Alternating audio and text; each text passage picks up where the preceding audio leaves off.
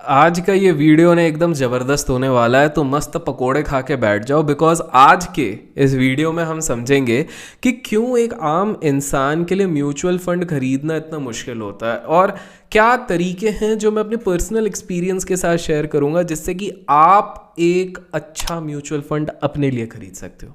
तो सबसे पहले तो हम समझते हैं कि यार ये मेजर प्रॉब्लम क्यों आती है, why the hell people face so much of issues while selecting any good mutual fund.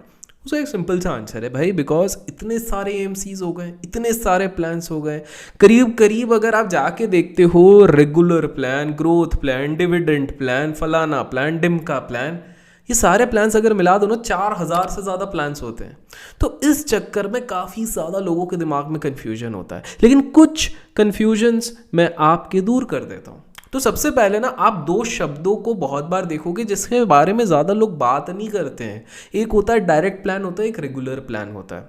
आपको एक चीज़ बता दूं कि ये वीडियो जो भी देख रहा है वो कायदे से वो व्यक्ति है जो अपने आप को फाइनेंशियली लिटरेट करना चाहता है, अपने एजुकेशन के एक्यूमेंट बढ़ाना चाहता है, अपने नॉलेज बेस को बढ़ाना चाहता है और फिर अपने फंड्स को इन्वेस्ट करना चाहता है। तो आपसे मेरी दरख्वास्त कि आप लोग केवल और केवल डायरेक्ट प्लान्स पे जाओ। अब आप बोलोगे रेगुलर में क्यों नहीं जाए? बिकॉज रेगुलर में क्या होता है, एक एजेंट इन्वॉल्व रहता है। अब जाहिर सी बात है वो एजेंट को भी अपना घर चलाना है यार, उसको घर चलाना है, उसके बीवी बच्चे हैं, उसका बच्चा छोटा भीम देखता है, बहुत सारी चीज़ें हैं। तो ये सारी चीज़ें का खर्चे पानी निकालने के लिए वो एजेंट आपके इससे एक कट लेगा, एक कमीशन लेगा। तो जब आप रेगुलर फंड लेते हो, रेगुलर म्यूचुअल फंड लेते हो, तो आप इस तरह का कट लेते हो। डायरेक्ट में ये चीज़ नहीं देनी पड़ती है आपको। इसका मतलब कोई खर्चा नहीं होता, खर्चा होता है, ऑब्वियसली एक्सपेंस रेशियो रहेगा, एएमसी का कॉस्ट रहेगा, लेकिन जो एडिशनल कमीशन आप एक एजेंट को देने वाले थे वो नहीं देना रहता है। That is one. दूसरी चीज़ है, आपने अक्सर ना एडवर्टीजमेंट्स देखे होंगे कि यार म्यूचुअल फंड चाहिए, म्यूचुअल फंड चाहिए। लेकिन आपको ये समझना है कि बहुत सारे लोगों को दिमाग में ना मिसकंसेप्शन है कि म्यूचुअल फंड्स मतलब इक्विटी म्यूचुअल फंड। अरे ये कहाँ पे लिखा हुआ है? म्यूचुअल फंड में भी बहुत सारी तरह की चीज़ें होती हैं। डेट फंड होता है, सेक्टरल फंड होता है, ईएलएसएस होता है, लिक्विड फंड्स होता है, बहुत सारी चीज़ें होती हैं। उसी में से एक चीज़ होती है म्यूचुअल फंड। तो आपको समझना है व्हेन समवन सेज कि म्यूचुअल फंड चाहिए, इसका मतलब ये नहीं है सिर्फ इक्विटी म्यूचुअल फंड है। There are plethora, there is variety of mutual fund जिस पे आपको देखना है। तो जैसे कि हम ये जो 4,000 तरीके की ये सारी चीज़ें होती हैं, तो इसके स्टेप्स क्या होते हैं जो आपको ध्यान रखने चाहिए जब आप किसी म्यूचुअल फंड में इन्वेस्ट करो। लेकिन वो सारी चीज़ें समझने से पहले इंपॉर्टेंट ये हो जाता है कि अगर मेरे को स्टॉक्स में पैसे डालने, आईपीओ में पैसे डालने, म्यूचुअल फंड में पैसे डालने, तो उसके लिए डीमैट का होना तो बहुत ज़रूरी होता है। और ये अगर आपको एक अच्छा डीमैट चाहिए तो मैं आपको उस पर हेल्प आउट कर सकता हूँ। आप लोग ये सोच रहे होंगे कि क्या कोई ऐसा डीमैट है जहाँ पर हम stocks, IPO, mutual funds etcetera आराम से जिसमें हम इन्वेस्ट कर सकें, या फिर कोई ऐसा जो आपकी जर्नी में स्टार्ट से एंड तक आपको एक प्रोफेशनल फाइनेंशियल एक्सपर्ट दे सके, who can actually guide you based on your risk appetite. Well, ये चीज़ पॉसिबल है विद मोतीलाल ओसवाल। मोतीलाल ओसवाल के साथ आप डीमैट अकाउंट अगर खोलते तो आपको एक प्रोफेशनल एडवाइजर मिलता है। इसके साथ इनके पास 30 ईयर्स से भी ज़्यादा का अनुभव है और 22 लाख से भी ज़्यादा कस्टमर्स के नीड्स को केटर कर चुके हैं। यहाँ पर zero maintenance cost, free demat account खोल सकते हैं आप, और उसके लिए केवल डॉक्यूमेंट्स लगेंगे लाइक पैन कार्ड, आधार कार्ड और बैंक प्रूफ। That's it. आपको इनके ऐप पे free real time notification on stock recommendation भी मिलते हैं, और इसी के साथ जैसे ही आप साइन अप करते हो तो एक वेलकम बास्केट मिलता है वर्थ 25,000 रुपीज, जिसमें एआई बेस्ड टूल्स होते हैं प्लस 1 मंथ का फ्री ब्रोकरेज भी। सो किस चीज का वेट कर रहे हैं? वीडियो के डिस्क्रिप्शन में दिए गए लिंक को क्लिक कीजिए, अपना नाम, फोन नंबर, सिटी डालकर अपना फ्री डीमैट अकाउंट ओपन कीजिए। तो अब ना अपन एक एक करके सारे स्टेप्स निकालेंगे कि म्यूचुअल फंड्स को एकदम नॉर्मल बंदा आया है उसको इन्वेस्ट करने म्यूचुअल फंड में कौन से सारे स्टेप्स फॉलो करने चाहिए वो मैं आपको बताऊंगा as a layman term. By the way, अगर अभी तक वीडियो लाइक नहीं किया तो लाइक कर दीजिए, उसमें कंजूसी ना करें, इससे प्रोत्साहन मिलता है। तो पहली चीज़ है, आपको पहले डिसाइड करना होगा कि यार आप कितना अमाउंट इन्वेस्ट करना चाहते हो, what is the amount to be invested. तो लेट्स टेक एन एग्जांपल, आपकी XYZ सैलरी है जिससे आप साल भर का 10 लाख रुपए सेविंग्स बचा लेते हो, 10 लाख रुपीस बचा लेते हो, तो अब आपको डिसाइड करना है इस 10 लाख को आप एलोकेट कैसे करोगे। अगर आप केवल कंजर्वेटिव साइड में लगाना चाहते हो या फिर आप रिस्क लेना चाहते हो, या तो आपके कोई फ्यूचर बड़ा गोल है जिसके लिए आप फिलहाल के लिए रिस्क लेना चाहते हो, 10 साल बाद एक अच्छा रिवॉर्ड रीपिन करना चाहते हो, आपको ये चीज पहले डिसाइड करनी पड़ेगी। तो पहले एक आपने अमाउंट डिसाइड करने के बाद आप रिस्क डिसाइड करोगे, और इसको हम अपन थोड़े एग्जांपल्स में तोड़ देते हैं। तो लेट्स टेक एन एग्जांपल, आपके पास 10 लाख रुपीस है, ठीक है। अब आपका फ्रेंड बोलता है उसके पास भी 10 लाख रुपीस था, वो आपको 1 साल बाद आके बोलता है यार अभिषेक भाई तुमको पता है मेरा 24% का रिटर्न बना, इस फंड में लगाया था। बाद में जब आप इस तह तक पहुंचते हो, आप तो पहले एक्साइटेड हो जाते हो, अरे गजब यार इसने तो बहुत पैसा बना लिया। आपको पता लगता है कि उस व्यक्ति ने केवल और केवल 5,000 रुपीज का रिस्क लिया। अब आप सोचिए किसी व्यक्ति के पास अगर 10 लाख रुपीज का कॉर्पस हो, उस पर वो केवल 5,000 रुपीज का रिस्क ले रहा है, भले ही उसने 24% का रिटर्न बनाया है, इज इट रियली वर्दी? अपने आप से पूछिए, क्या ये सही में वर्दी है? ऑफ कोर्स नहीं है। आपको समझना है कि अगर आप रिस्क ले रहे हो तो आपको परसेंटेज वाइज अपना डिप्लॉयमेंट बढ़ाना पड़ेगा। तो इसको कुछ कैटेगरीज में अपन कर लेते। बाय द वे मार्केट में ना काफी सारे लोग financial planners, financial investors, advisers बन के आपसे इन्हीं सारी चीजों के 10, 20, 30 हजार रुपए लेते हैं। मैं फ्री में दे रहा हूं। अगर आपको और भी इस तरह के नॉलेजेबल वीडियो चाहिए और म्यूचुअल फंड, तो कमेंट्स में म्यूचुअल फंड्स लिखेगा, आपके कमेंट्स के बेसिस पे ये वीडियोस आते हैं। तो चलिए रिस्क की बात करते हैं। लेट्स से आप कहते हो कि मैं रिस्क एवर्स हूं, 0% रिस्क ले सकता हूं, रिस्क ले ही नहीं सकता, तौबा तौबा मेरे को डर लगता है। तो आपका एलोकेशन इक्विटी में 0 होगा। बोलोगे हैं ये क्या है? ऑब्वियस सी बात है। अगर आप मेरे पास आके पूछते हो अभिषेक भाई एकदम कम रिस्क वाला, रिस्क लेने का नहीं है, रिस्क से डर लगता बाबा, रिस्क नहीं लेना, ऐसा प्लान बताओ इक्विटी में कहां पे? अरे भैया आप जब इक्विटी वर्ड का इस्तेमाल करते हो वहां पे थोड़ा बहुत तो रिस्क होता ही है। तो अगर आप कंप्लीटली रिस्क अवर्स हो, 0% इक्विटी, तो आपका पैसा कहां लगेगा? आपका पैसा लगेगा फिक्स डिपॉजिट, लिक्विड बीज और डेट फंड्स। ये 3 ही ऑप्शन है। 3 ऑप्शन में भी डेट फंड थोड़ा सा ज्यादा रिस्की हो जाता है, लिक्विड फंड उससे कम हो जाता है, और फिक्स डिपॉजिट तो बहुत ही कम हो जाता है। तो आपको पहले अपनी रिस्क प्रोफाइल डिफाइन करनी है। अब आप बोलते हो मैं एक ऐसा व्यक्ति हूं जो नया नया मार्केट में आया हूं, लास्ट 1-2 साल से मैं थोड़ा सा रिस्क ले सकता हूं, अब इस हिसाब से बताओ। तो हम 10 लाख वाला ही एग्जांपल लेते हैं। तो 10 लाख में से आप 20% लगा दोगे इक्विटी पे और 80% लगा दोगे डेट फंड में, मतलब 2 लाख रुपए इक्विटी में, 8 लाख रुपीस डेट में। अब इसका फायदा क्या है, अब इसको ध्यान से सुनिए। आपको मार्केट के बारे में कुछ नहीं पता, आप बिल्कुल नए नए आए हो, अभी तक आपने पांव भी नहीं जमाए हुए हैं, आप एकदम यहां पर इस जंगल में नए नए आए हो, ठीक है। तो आपको जब इस जंगल को पनपना है कि कितना खतरनाक है, तो लेट्स टेक एन एग्जांपल, आप 100 रुपए लगाते हो, उसमें से 20% आप इक्विटी पे लगाते हो, मतलब 20 रुपए इक्विटी पे, 20 रुपीज इक्विटी पे लगाते हो, 80 रुपीज आपका डेट में जाता है। अब सीन क्या होता है, हम एक एज्यूम करते, खुदा ना खास्ता मार्केट आपने जिस दिन से इन्वेस्ट किया, बाय द वे ऐसे काफी सारे लोग हैं जिस दिन इन्वेस्ट कर देते उसके अगले दिन से वो स्टॉक और मार्केट गिरने लग जाता है। अगर आप भी ऐसे हो तो लाइक बटन क्लिक कर देना। तो इसमें से काफी सारे लोग ऐसे होंगे कि वो बोलेंगे कि यार हमने 100 रुपए लगाए, 100 रुपीज लगाए, उसमें से 20 रुपीज इक्विटी लगाए, लेट्स से इंडेक्स 50% गिर गया। हम तो वर्स्ट केस सिनेरियो ले रहे हैं, कोविड के पापा के दादा आ गए नए, जिसके कारण बहुत पैनिक हो गया और ये गिर गया, ठीक है। अब इस केस में आपका जो ओवरऑल पोर्टफोलियो उसमें डैम्पर कितना पड़ेगा? अगर 50% भी गिर गया तो आपने 20 रुपीज लगाया था इक्विटी, वो 10 रुपीज हो जाएगा, लेकिन आपका बाकी 80 रुपीज जो डेट फंड में लगा हुआ है वो 8 से 12% का रिटर्न देगा। तो विद इन 3 to 4 ईयर्स आप भले बहुत ज्यादा कंपाउंडिंग रिटर्न नहीं बनाओगे, लेकिन आपका कैपिटल प्रिजर्व रह जाएगा और आप वहां से फिर आगे रिटर्न बना पाओगे। तो ये होता है बहुत ही ज्यादा कंजर्वेटिव प्लेयर के। लेकिन सवाल ये उठता है कि अगर हम म्यूचुअल फंड्स में इन्वेस्ट कर रहे हैं तो क्या हमको इतना डर के करना चाहिए? नहीं, आपको थोड़ा बहुत रिस्क तो लेना पड़ेगा, बट आपको ऐसा लेना है कि आपका रिस्क रिवॉर्ड वहां पर मेंटेन रहे। इस चीज का आपको खासा ध्यान रखना पड़ेगा। अब आपको एक इंटरेस्टिंग चीज बताता हूं, 2020 तक, मैं 2020 मतलब वो फॉल के टाइम तक की बात बताता हूं, लास्ट 10 ईयर्स का अगर आप रिकॉर्ड देखोगे तो बहुत सारे लोग ऐसे थे जिनने एसआईपी सिर्फ और सिर्फ लिक्विड फंड्स में किया था, एंड येट उन्होंने काफी ज्यादा म्यूचुअल फंड्स तक को बीट कर दिया था। कैन यू जस्ट इमेजिन, काफी ज्यादा म्यूचुअल फंड्स को आपने केवल लिक्विड फंड्स में। क्यों? बिकॉज काफी सारे ऐसे म्यूचुअल फंड्स थे जिन्होंने अंडर परफॉर्म किया था। आप लोगों को बता दूं कि जस्ट बिकॉज आज कोई हाईली रेटेड म्यूचुअल फंड है, इसका मतलब ये नहीं कि वो कल भी रहेगा। आज का नंबर 1 कल का नंबर 2 हो सकता है, कल का नंबर 2 परसों का नंबर 5 हो सकता है, और there is a high possibility वो निकल भी जाए। तो जो लोग केवल और केवल रेटिंग के बेसिस पे करते हैं ना, तो 5 स्टार दिया हुआ है हमारे ऐप में, 4 स्टार, वो गलत है। आप केवल उस बेसिस पे नहीं कर सकते। तो सवाल उठेगा यार अभिषेक भाई, फिर आप बताओ किस बेसिस पे हम म्यूचुअल फंड्स का सिलेक्शन करें। डोंट वरी, थांबा, बता रहा हूं मैं। तो आपको पहले तो देखना है कि 1 साल के रिटर्न के बेसिस पे आप म्यूचुअल फंड्स ना लो, आप एटलीस्ट एक लॉन्गर ड्यूरेशन लो, 3 साल, 5 साल और 10 साल। इन आपको 10 साल का डेटा बहुत जगह पे मिलेगा नहीं, बट अगर मिल सकता है तो that could be the best thing you can actually do. The older the better, because उनने पूरा मार्केट को पनपा हुआ है। तो आप पहली चीज 3 साल, 5 साल, 10 साल में आप कंसिस्टेंटली देखो कि अपर परसेंटाइल टॉप 5 to 6 में कौन से वाले म्यूचुअल फंड आ रहे। It is very very very very very important. तो आप पहली ये चीज निकाल लो।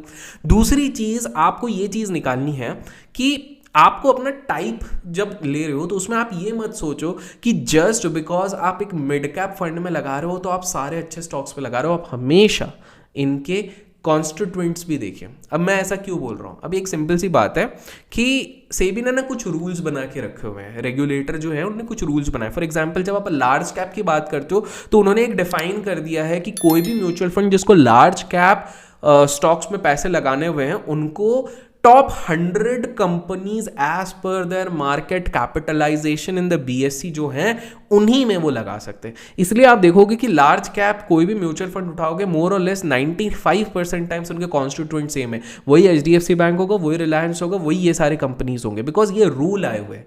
लाइक वाइज मिड कैप के लिए बोलते हैं कि आपको 65% रखना पड़ेगा। मिड कैप के लिए एक अंदाजन एक अप्रॉक्स रूल बता दूं तो 1 से 5 बिलियन डॉलर तक का मार्केट कैप जो आ जाता है, मतलब 35,000 करोड़ तक के आसपास, मोटा मोटी अपन देख लेते हैं।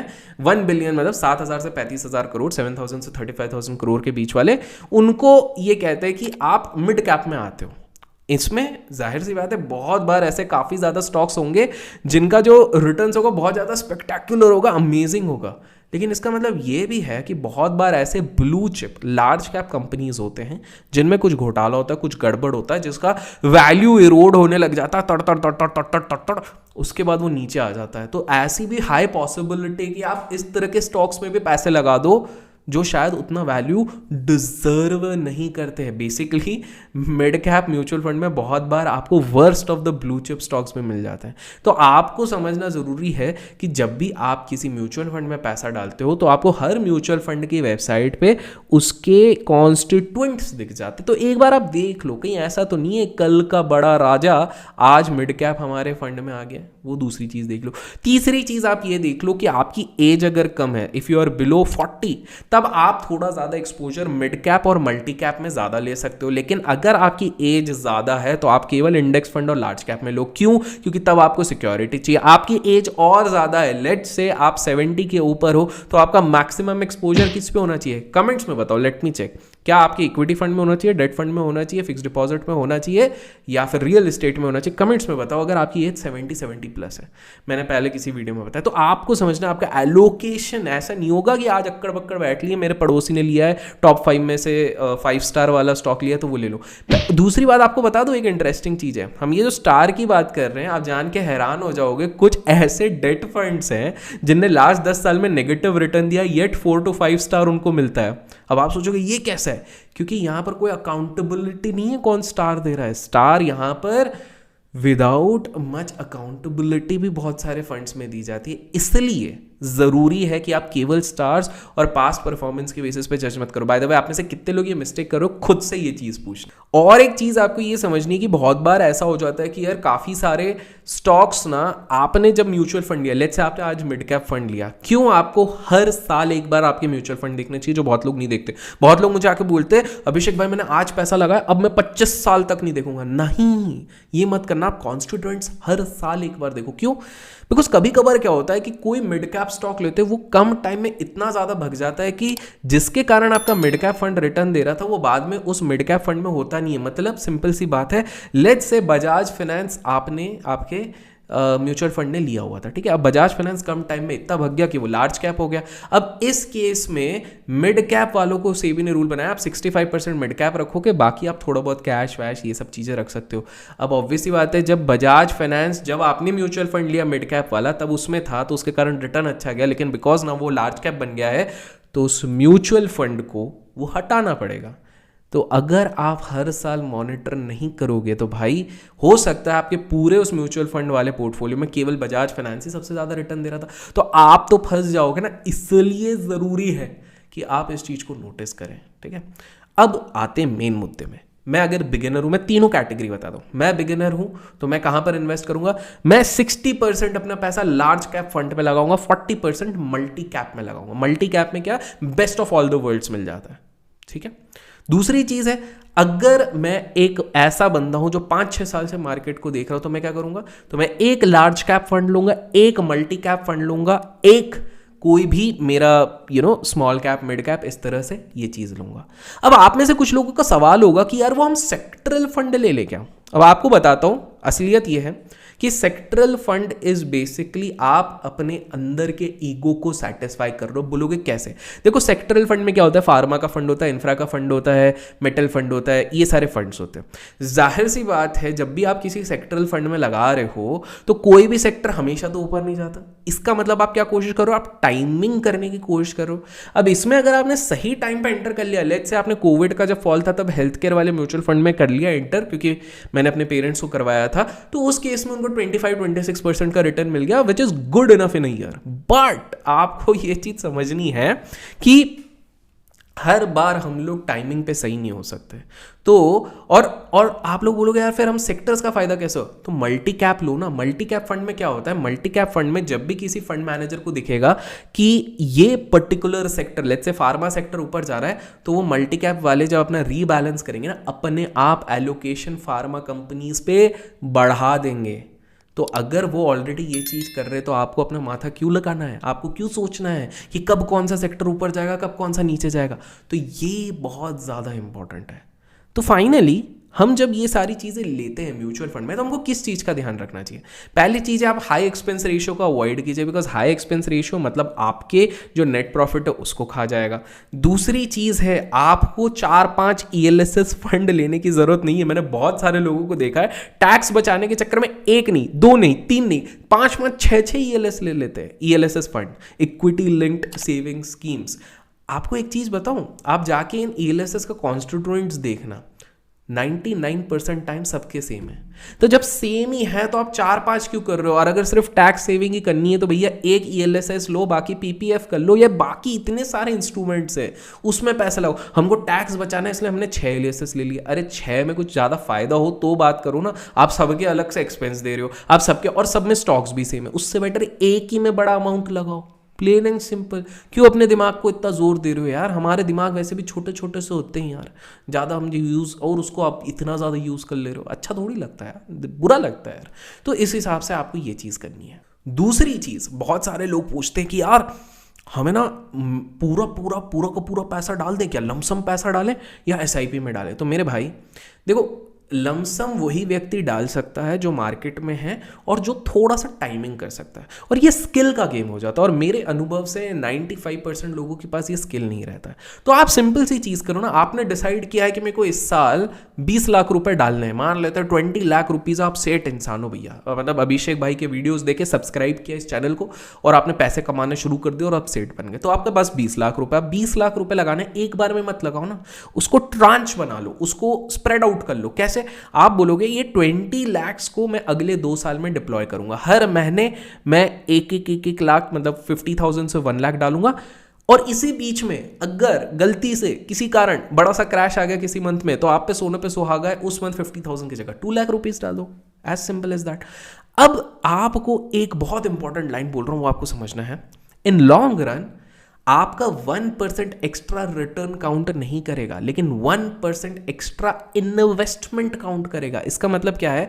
बहुत बार आप देखोगे एक व्यक्ति जिसने 25% का रिटर्न बनाया है, उससे ज्यादा पैसा बनाता है वो व्यक्ति जो कंसिस्टेंटली 8% रिटर्न बना रहा है। क्यों? क्योंकि जिसने 25% बनाया, हमने वीडियो के स्टार्टिंग में बात करी, उसने सिर्फ 50,000 रुपीज लगाए होंगे। जिसने 8% लगाए वो रेगुलर सिप करता है, और हर साल के 10 लाख रुपीज डालता है। अब आप खुद देख लो, भले ही 8% कराए, return wise on the total corpus कौन ज्यादा बनाएगा? तो आपको समझना है, it's not that 1% of extra return जिसके लिए आप इधर उधर रो रहे हो, it's that 1% of more investment amount which you are actually putting into the market. आपको यह चीज समझनी है कि मार्केट को टाइम करने से बेटर है जितना ज़्यादा समय आप मार्केट के साथ लगाओगे। गाइस, म्यूचुअल फंड में और भी बहुत सारी चीज़ें होती है। टू कंक्लूड विथ, अपने म्यूचुअल फंड पोर्टफोलियो को बहुत ज़्यादा बॉम्बार्ड मत करो। एट मैक्स 5 म्यूचुअल फंड्स रखो, उसमें भी सब के सब ELSS मत ले लेना, थोड़ा सा मिक्स बना के रखना। और आशा करता हूँ आज के इस नॉलेज पैक्ड सेशन में आपको कुछ नया सीखने मिला। अगर सीखने मिला तो लाइक बटन धनाधन दबा दो, ब्लास्ट कर दो लाइक वाले बटन को। और इसी तरह के और वीडियो चाहिए तो कमेंट्स में म्यूचुअल फंड लिख देना। Till then keep learning, keep growing, keep investing and keep trading.